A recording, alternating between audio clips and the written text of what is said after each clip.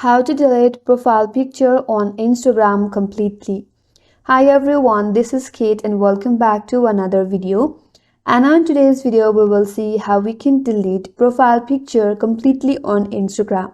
So without further delay, let's get started with this video. So first of all, you have to launch the Instagram application in your mobile device and make sure that you're logged into your account. Once you're here, tap on your profile icon at the bottom right. Now once you get to your profile page, just below your account name, there you will find a button as Edit Profile. Tap on it.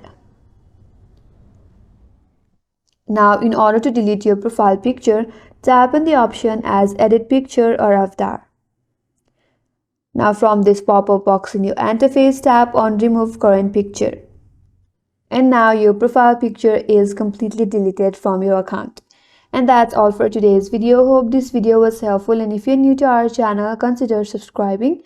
Thank you for watching and stay tuned for more videos.